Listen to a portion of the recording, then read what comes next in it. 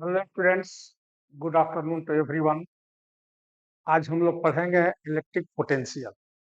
Last के class में मैंने इलेक्ट्रिक पोटेंशियल पढ़ाया था, लेकिन माइक में त्रुटि के कारण साउंड क्लियर नहीं था। तो मुझे फील हुआ कि आप लोग क्लियर नहीं समझ पाए होंगे, इसलिए उस क्लास को मैं आज पुनः रिपीट कर रहा हूँ। तो हम लोग पढ़ेंगे आज की इलेक्ट्रिक पोटेंशियल क्या। तो electric potential is the property of A point in electric electric field at a point is characterized either by vector function of position E, vector function of position E जो कि कहलाता है electric field intensity, और scalar function of position V जिसे बोलते हैं electric potential. और visualized graphically, certain space is visualized graphically by electric lines of force. Electric lines of force. These three quantities, electric intensity, electric potential, and electric lines of force, they are different ways to describe the same electric. ये हम लोग electric intensity और electric lines of force पढ़ चुके हैं। आज हम लोग पढ़ेंगे electric potential. Since electric field intensity is vector quantity, ये क्या था कि force experienced by unit test charge E is equal to था F बटा में Q। और इलेक्ट्रिक पोटेंशियल एनर्जी क्या था? Work done. तो work done per unit test charge, that is electric potential. अब ये इजी हमको यूज इसलिए करना होगा कि electric field intensity vector quantity है और ये स्केलर क्वांटिटी है, तो to play with vector is difficult, इससे हमको आसान पड़ेगा। अब इलेक्ट्रिक फील्ड इंटेंसिटी यहाँ पर अगर ये E1, ये E2 और ये E3, इसको निकालना तो वेक्टर, ये चूंकि कंजर्वेटिव फोर्स है तो resultant E is equal to E1 plus E2 plus E3 and so on.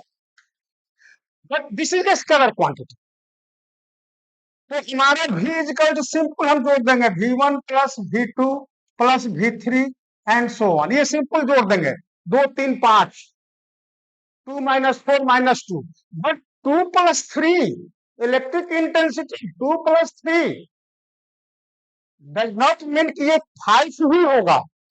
2 plus 3 ये 5 ही होगा, ये कोई जरूरी नहीं है। ये 1 से लेकर के इसकी मैग्नीट्यूड जो है 5 तक कुछ भी हो सकता है, ठीक है। तो हमारा ये स्केलर क्वांटिटी जो है इलेक्ट्रिक पोटेंशियल, तो हम लोग समझे कि इलेक्ट्रिक पोटेंशियल क्या है। Electric potential is the condition which determines the direction of flow of charge. जिस तरह से फ्लो ऑफ लिक्विड होता है from higher level to lower level, heat का फ्लो होता है from higher temperature to lower temperature, similarly positive charge is always flowed from higher potential to lower potential. That does not depends upon the quantity of charge. जिस तरह से अगर ये दो vessels, इस वेसल में वाटर की हाइट H1 है और इस वेसल में वाटर की हाइट H2 है। Here H1 is greater than H2, but quantity of this vessel is larger than that in the this vessel.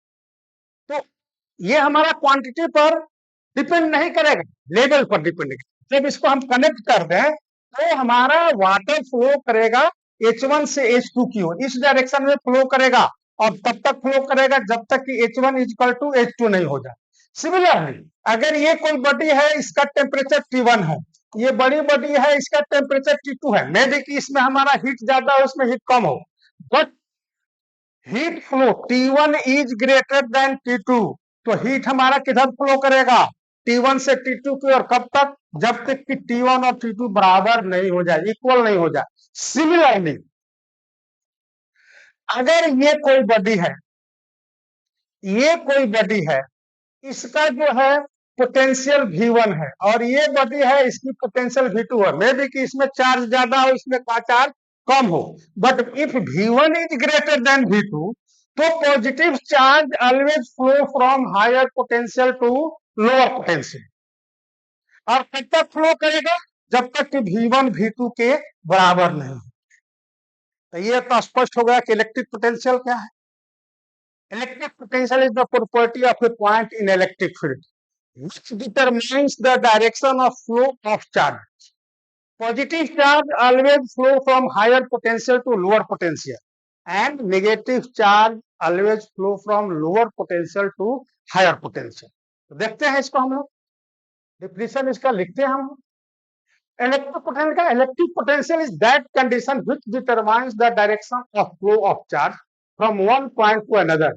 Positive charge always flow from higher potential to lower potential and negative charge flow from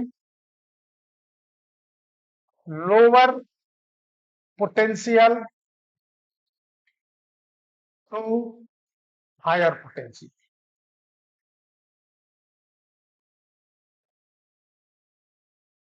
Potential.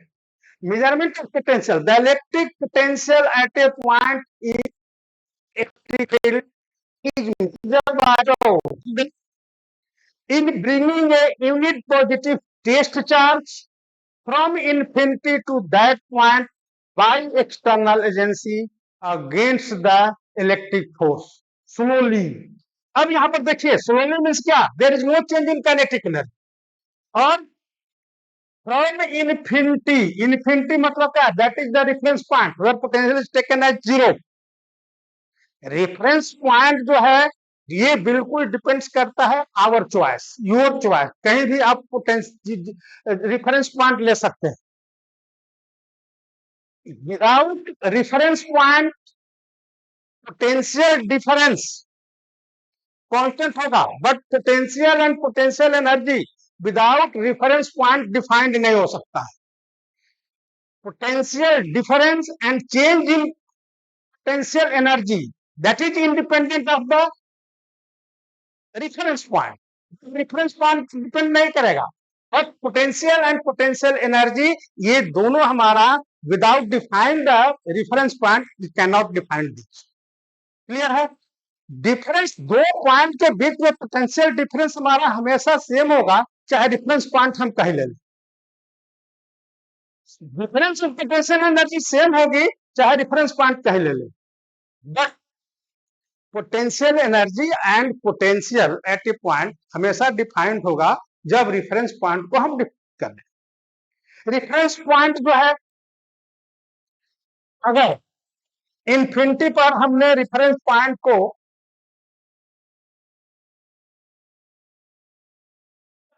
Infinity पर हमने zero ली, तो अगर ये Q charge है, इसके कारण are point, are distance कोई P है, तो इन्फिनिटी से हम लाएंगे तो वर्क डन कितना हो जाएगा? अब देखिए, प्लस क्यू नॉट चार्ज को हम लाएंगे तो क्या होगा? ये क्यू है, क्यू, तो अगेंस्ट दिस इलेक्ट्रिक फोर्स, क्योंकि रिपल्सिव नेचर है, तो अगेंस्ट दिस इलेक्ट्रिक फोर्स हमको एक्सटर्नल फोर्स लगाना पड़ेगा।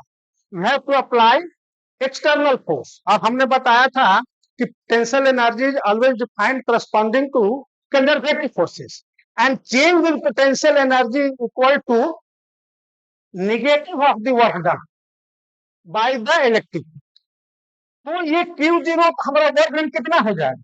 दैट विल बी के क्यू क्यू क्यू नॉट बटा में आर।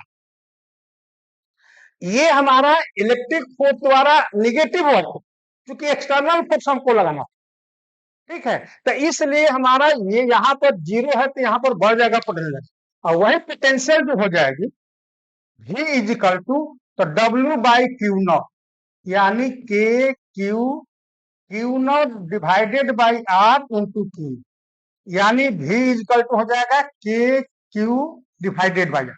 अगर ये निगेटिव होता तो क्या हो जाती? प्लस चार्ज को लाते ऑटोमेटिक अट्रैक्टिव फोर्स लगता, यानी work is done by the system, no external force supply.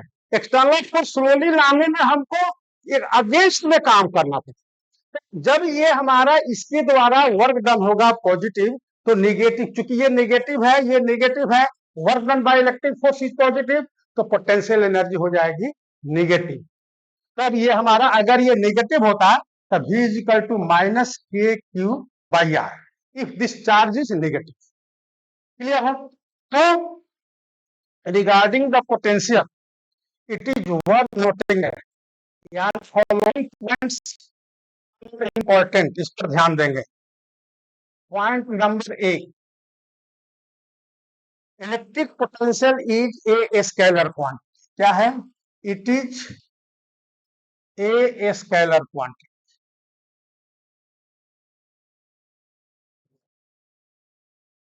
It's SI unit is V is equal to क्या है? W बाई क्यू नॉट, यानी जूल पर कूलम। इसको हम लोग बोलते हैं वोल्ट।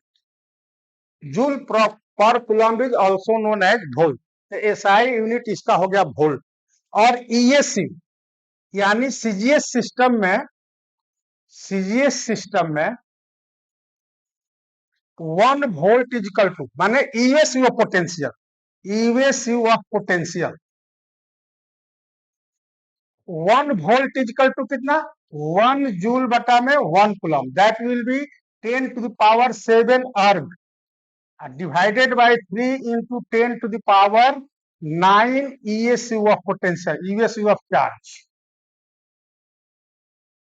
ये कितना हो जाएगा? 10 टू पावर 7 कट जाएगा, 10 टू पावर 2 बचेगा, यानी that will 1/300 ESU of potential,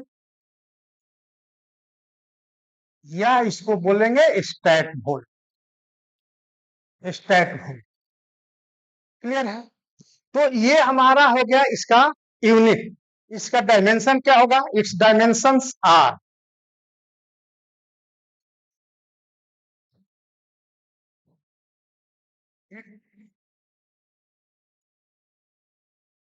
dimensions are volt is equal to क्या हो गया? Joule. ml² T-2 divided by IT, या 80 भी इसको कह सकते हैं। तो ml² T-3I-1 that is the potential का डायमेंशन हो गया। ठीक है? एल का पावर 2, T का पावर -3, I का पावर -1, या A का power -1, that is the dimension.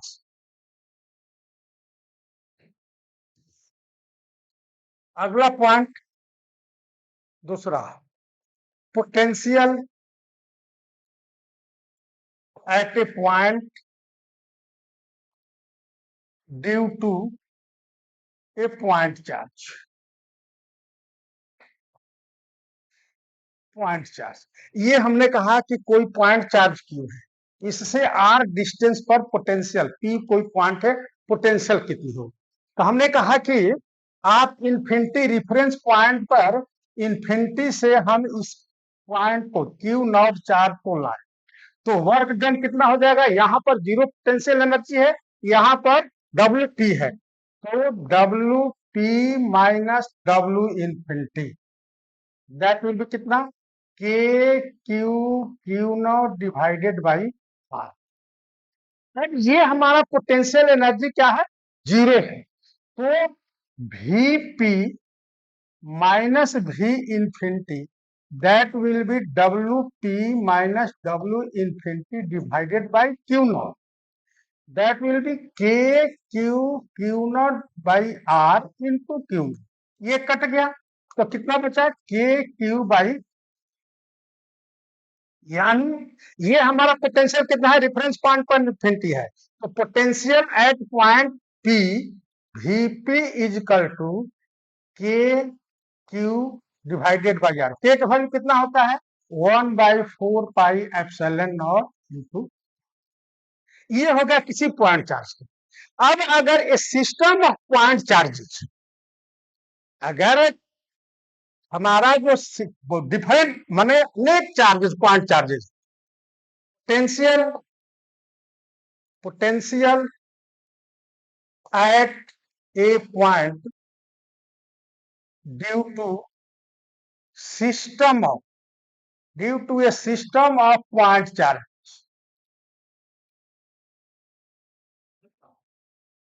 क्या है कि हमारा since electric field is conservative, electric field since electric field is conservative, so here principle of superposition is valid here, so here principle of superposition is valid। मतलब कि अगर suppose कि ये Q1 हो, Q2 हो, Q3 हो, Q4 हो and Qi, और इस तरह से हमारा कोई पॉइंट है Ri, तो पोटेंशियल क्या हो जाएगा, पोटेंशियल V इक्वल टू हो जाएगा अलग अलग निकाल करके टू बॉडीज इंटरेक्शन, ये इसके कारण जो पोटेंशियल होगी, इस अलग अलग चार्जेस जो है इसके कारण जो पोटेंशियल होगी अलग अलग होगी, और ये सभी को हम स्केलर है तो जोड़ देंगे एंड सो ऑन, यानी V equal to 1/4 pi epsilon nought QI divided by RI, summation हो जाएगा, ये सभी की निकाल करके हम जोड़ देंगे। ठीक है, if the charges is continuously distributed, हमारा चार्ज कंटिन्यूअस डिस्ट्रीब्यूटेड हो, इफ ये डिस्क्रीट चार्जेस, ये अब if charge is continuously distributed, suppose कि ये हमारा चार्ज जो है यहां पर हमने ले लिया D, that is in this case जहां पर चार्ज डिस्ट्रीब्यूट हो कंटिन्यूअसली, तो एक charge element, small charge element लेते हैं, यहां से ये आर डिस्टेंस पर पी पॉइंट, तो उस स्थिति हम क्या करते हैं V equal to 1/4 pi epsilon nought, ये dq divided by r and integration is taken under the proper limit, निकाल करके हम लोग पोटेंशियल को निकालते हैं। ठीक है, देखिए इस केस में एंड इस केस में, दोनों केस में आइदर डिस्क्रीट चार्जेस और continuous charges, if all the charges are situated at same distance from the point where potential is to be calculated, अगर सेम डिस्टेंस पर हो Q1 Q2 Q3, P point से same distance पर हो, या ring है, ring पर continuous distribution of charge है, तो उसके सेंटर से क्या होगा सेम डिस्टेंस पर होगा, उसके एक्सिस में किसी पॉइंट से क्या होगा सेम डिस्टेंस पर होगा, तो इन दैट केस चाहे ये डिस्क्रीट हो या कंटिन्यूअस हो, ये दोनों केस में V इजकल टू जो हमारा होगा, V is equal to 1/4 pi epsilon nought Q net divided by, equal distance पर अगर सभी चार्जेज हैं तो किसी भी पॉइंट पर पोटेंशियल की वैल्यू जिसमें निकालनी है हमारा Q net divided by R. आप एग्जांपल के तौर पर समझें, अगर ये स्क्वायर है, ये हमारा स्क्वायर, यहां पर 5 माइक्रोकूलम है, प्लस यहां पर -5 माइक्रोकूलम है, वहां पर +3 माइक्रोकूलम है, यहां पर -3 माइक्रोकूलम, और इसके सेंटर पर हमको निकालना होगा पोटेंशियल कितनी होगी, तो इसके सेंटर से ये सभी चार्जेस जो है इक्वल डिस्टेंस पर है आर, आर की वैल्यू जो भी हो, अगर जितना होगा इसका साइज उसके अनुसार इसको हम लोग निकाल लेंगे। अगर ये आर होगा तो ये कितना हो जाएगा R√2, R/2/2, ये हो जाएगा आर का वैल्यू। उस स्थिति में हमारा क्या हो जाएगा, अब देखिए नेट चार्ज कितना हो जाएगा, V एट द सेंटर, ये V C at the centre क्या हो जाएगा, 1/4 pi epsilon nought net charge Q net divided by R, और Q नेट कितना हो गया, +5 -5 +3 -3, that is the 4 pi epsilon nought R। ये टर्म क्या हो गया, जीरो हो गया, तो that will be equal to zero. Potential क्या हो जाएगी, जीरो। या रिंग है, मान लीजिए सपोज हमारा रिंग है, ये रिंग है, ये रिंग पर चार्ज जो है क्यू है, इसके एक्सिस पर ये पॉइंट P है, इसका रेडियस R है और ये डिस्टेंस x। तो ये सभी पॉइंट रिंग पर कितना हो जाएगा, R is equal to R² plus X. तो पोटेंशियल एट पी रिंग के कारण कितना हो जाएगा, Vp is equal to 1/4 pi epsilon nought. ये हमारा charge distribution, all the charges on the ring are at equal distance from the point P। तो ये कितना हो जाएगा, ये हो जाएगा Q नेट, Q हो गया और divided by R² plus x. Ring के केस में ये हो जाएगा। अगर सेंटर पर लेना होगा तो x इक्वल टू 0, R² पर हो जाएगा R, तो VC यानी centre of the ring 1/4 pi epsilon nought Q by N, and that is the maximum. ये जब हम ग्राफ लेंगे तो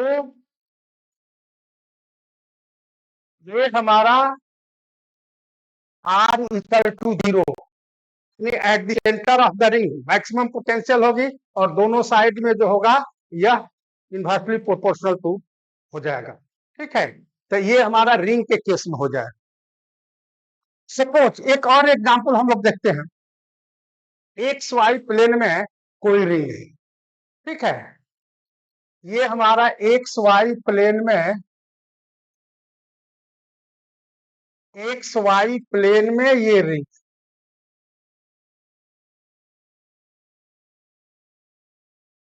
ये एक्स है और ये वाई, ये एक्स है ये वाई, इसका रेडियस है कितना, तो 3 मीटर, और यहां से जेड एक्सिस यानी 004 मीटर, 0 मीटर 4 मीटर, ये हमारा जो है डिस्टेंस है, यहां से कोई पॉइंट P है जेड एक्सिस के अलावा। अब कोई कहे कि इस P पॉइंट पर कितना होगा पोटेंशियल की वैल्यू, तो देखिए, और चूंकि since ring is in X Y plane में एंड पॉइंट के द्वारा जेड एक्सिस के अलावा, तो all the distances on the rim of the ring, ये हमारा जो डिस्टेंस होगी दैट विल बी कितना, ये 4 है, तो R इजिकल टू हो जाएगा 3² प्लस 4 दैट विल बी 25, और दैट विल बी, अगर इस रिंग पर सपोज की 20 माइक्रोकूलम चार्ज है, तो हमारा पोटेंशियल इसके पॉइंट P पर कितना हो जाएगा, Vp is equal to 1/4 pi epsilon nought Q net divided by R, यानी 9 इंटू 10 टू द पावर 9, और Q नेट कितना है 20 coulomb microcoulomb, 20 into 10 to the power -6 divided by कितना 5, तो कितना हो गया समझ कीजिए, ये 9 6 तो कितना हो गया 3, और 8 ये 4, 9 into 2 into 10 to the power 4, और डिवाइडेड बाई 5, तो 18 divided by 5 into 10 to the power 4। ठीक है, अब इस कितना हो जाएगा 3.6 into 10 to the power 4 volt, ये पोटेंशियल हो जाएगा। ठीक है, इतना, तो इस तरह से हम लोग पोटेंशियल निकालें। अगला पॉइंट जो होगा इन एयर, तीसरा point in air V not air में कितना हो गया 1/4πε0 Q/r। एंड भी मीडियम में जिसकी परमिटिविटी एप्सिलॉन है, तो क्या हो जाएगा 1/4πε और ये एप्सिलॉन कितने के बराबर होगा 1/4πε0 that epsilon r is the dielectric constant, relative permittivity of the medium. तो हमारा V not by Vm equal to कितना होगा, ये सारे चीज कट जाएंगे, ये हमारा हो जाएगा एप्सिलॉन r के, यानी भी मीडियम में जो पोटेंशियल होगी ये हो जाएगी जो फ्री स्पेस में पोटेंशियल है उसका 1/ε r, 1/ε r that will B v। ये कम हो जाएगा, potential decreases in the medium. Similarly जैसे कि इलेक्ट्रिक फील्ड का था, ये इलेक्ट्रिक फील्ड मीडियम में था, इलेक्ट्रिक फ्री स्पेस में डिवाइडेड बाई एप्सिलॉन r, ठीक है। अगला पॉइंट जो होगा, अगला point fourth point, in case of spherical distribution of charge, in case of spherical distribution of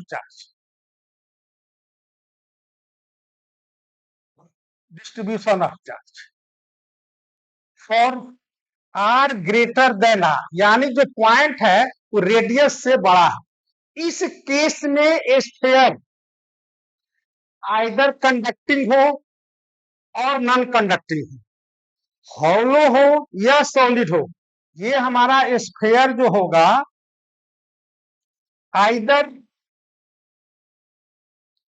conducting और नॉन कंडक्टिंग, और दोनों में हमारा जो है सॉलिड हो और हॉलो हो या स्फेरिकल सेल हो। ये if R is greater than R, ये हमारा स्फीयर है और ये पॉइंट आर है पी और ये रेडियस है, तो उस स्थिति में v is equal to 1/4πε0 Q/r, ठीक है। If r is less than r, इसी में हमारा पॉइंट हो जाएगा कि if r is less than r, if r is less then, अब ये देखिए हमारा अगर r बड़ा है तो Q/r, ठीक है। अब r माने रेडियस इनसाइड द स्फीयर हो, तो if r is less than r, then in case of conducting sphere, solid और hollow, since charges resides on the outer surface of the conductor, इसलिए हॉलो से और सॉलिड से कोई फर्क पड़ने वाला नहीं। तो उसकी स्थिति में हमारा ये जो है आर पॉइंट, ये आर है और ये पॉइंट कहीं है आर लेस देन, ये कहीं भी पॉइंट हो इनसाइड द स्फीयर, चाहे सेल हो या सॉलिड स्फीयर हो, इनसाइड मतलब कि आइदर सेंटर और द अदर एनी पॉइंट, ठीक है। तो उस स्थिति में हमारा v एट द सेंटर और v any point inside the sphere that will be equal to potential at the surface, that will be equal to Q/4πε0 r। This is constant, this constant is not equal to 0, ये ख्याल रखेंगे। Inside the solid sphere and hollow sphere, in case of conductor, electric field is 0.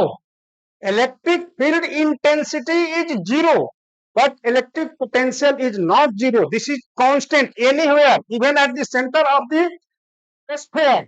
हमारा जो होगी, जो centre पर होगी वही किसी भी पॉइंट पर होगी और वही सरफेस पर होगी जो Q/4πε0 आर के बराबर। अगर कहा पूछा जाए कि potential difference between 2 points inside the sphere, that will be equal to zero. Difference in potential is zero, but potential is not zero, that will be constant, and that constant is equal to potential at the surface. इसका अगर हम लोग graph बनाए, ये भी हो और ये आर, तो देखिए ये आर इक्वल टू आर, ये हमारा कांस्टेंट जो सरफेस पर हो, यहां पर हमारा आर इक्वल टू आर, ये इसके बाद जो है प्रोपोर्शनल टू आर, ये हमारा हो जाएगा Q divided by 4 pi epsilon nought R, और इधर हो जाएगा प्रोपोर्शनल टू 1/r। क्लियर है? तो ये हो जाएगा कंडक्टिंग के केस में। बट नेक्स्ट पॉइंट जो होगा that is important, where charge is distributed in volume, volume distribution of charge in the sphere, when charge is in volume distribution, volume distribution, और उस केस में हमारा जो होगा माने लेस देन आर, तो इधर न्यूक्लियस हो या कोई डाई इलेक्ट्रिक स्फीयर हो। एग्जाम्पल के रूप में न्यूक्लियस हो और डाई इलेक्ट्रिक स्फीयर हो। डाई इलेक्ट्रिक मतलब नन, डाई इलेक्ट्रिक स्फीयर, ये हमारा इसके इन साइड में जो होगी, ये अगर कोई है, अगर चार्जेज है R is less than R, ये नॉन कंडक्टिंग है।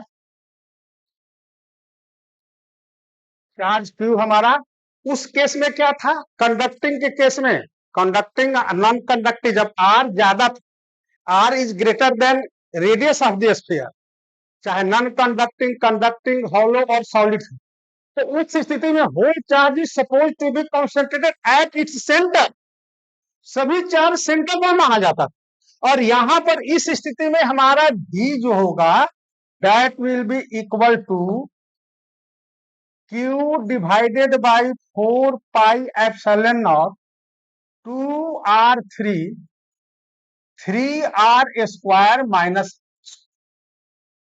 इतने के बराबर हो। जब r हमारा जीरो हो जाए, यानी at the centre, at the centre when r is equal to zero, उस स्थिति में क्या हो जाएगा, V C is equal to, ये देखिए 3r², ये r जीरो हो गया, ठीक है, ये r एक तो कट जाएगा, r हो जाएगा, ये हो जाएगा 3/2 Q 4 pi epsilon nought r, यानी 3/2 vs, 3/2 vs। सरफेस पर जो पोटेंशियल होगी इस नॉन कंडक्टिंग के केस में, इसके सेंटर पर हमारा जो पोटेंशियल होगी उसका 3/2 मतलब 1.5 टाइम्स सेंटर हो जाए, मैंने सेंटर पर मैक्सिमम हो जाएगी। इसका ग्राफ, इसका ग्राफ इंपॉर्टेंट होगा, याद रखेंगे। ये हमारा जो है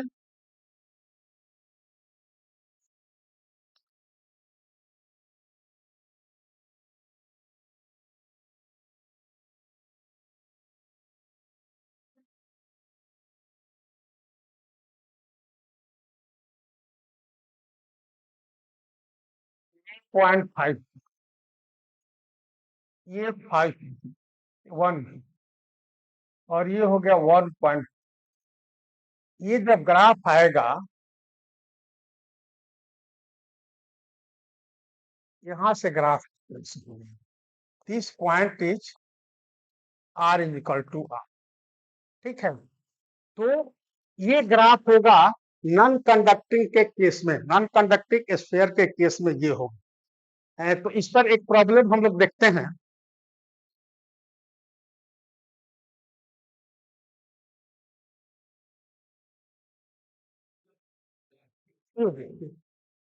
A solid sphere radius r is charged uniformly. At what distance from its surface is the electrostatic potential half of the potential at the center? कहता है कि ये हमारा स्फेरिकल वॉल्यूम जो डिस्ट्रीब्यूटेड चार्ज है, सेंटर पर जो पोटेंशियल है, सेंटर पर पोटेंशियल कितना है, Vc इक्वल टू 3/2 क्यू बटा में 4 पाई एप्सिलॉन नॉट, ये सेंटर पर है। इसका हाफ, इसका हाफ जो है सरफेस से कितनी दूरी पर पोटेंशियल होगा। समझिए कि सेंटर से हमने जो ग्राफ लिया था, सेंटर से ये सरफेस पर ये था 3/2 भी और ये था भी। अब इसका 1/4 यानी 3/2 का 1/2 इसके बीच में कहीं संभव है? 3/2 और भी 1.5 टाइम्स है और 1/2 तो 1/2 तो कहीं इधर होगा ना, इसके नीचे होगा, यानी आउट ऑफ दी स्फीयर होगा। आप समझिए, कहता है कि सेंटर से 3/2 पोटेंशियल सरफेस से कितनी दूरी पर हो, तो सेंटर पर कितना है 3/2, इतना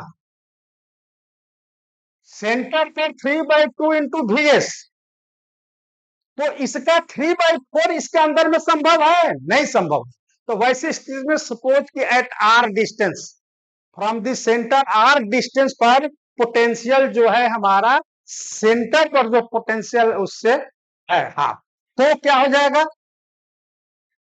Q divided by 4 pi epsilon nought R, ये हो गया आर डिस्टेंस पर स्फीयर के बाहर, और ये कितना होना चाहिए 1/2 3/2 इंटू क्यू बटा में 4 पाई एप्सिलॉन नॉट आर, कितना होना चाहिए। अब देखिए ये क्यू कट जाएगा, 4 पाई एप्सिलॉन कट गया, तो कितना हो जाएगा 3R is equal to 4R, 3R is equal to 4R, R is equal to कितना 4/3R। हमको सरफेस से डिस्टेंस निकालनी है, तो distance from the surface that will be R minus is equal to 4/3R minus R, that will be equal to 4R minus 3R divided by 3, यानी R/3, तो your answer should be R/3 C। ये potential हो जाएगी R/3 पर surface से, ये जो surface है इससे R/3, ये पॉइंट हमारा मिलेगा सरफेस से R/3 पर, दैट इज योर आंसर। तो आज हम लोग ना ही इलेक्ट्रिक पोटेंशियल के बारे में है, इस पर प्रॉब्लम्स जो है नेक्स्ट क्लास में हम लोग कुछ प्रॉब्लम्स अच्छे क्वालिटी वाला मेंटेन प्रॉब्लम्स सीखेंगे। तो अगर वीडियो अच्छा लगता है तो कृपया सब्सक्राइब करेंगे और लाइक करेंगे और दोस्तों से भी बताएंगे कि ये फ्री ऑफ कॉस्ट आपको नॉलेज दिया जा रहा है, ठीक है। और बीच में जो हमारा जो इंटरप्शन हुआ उसके लिए खेद है, सॉरी, थैंक यू।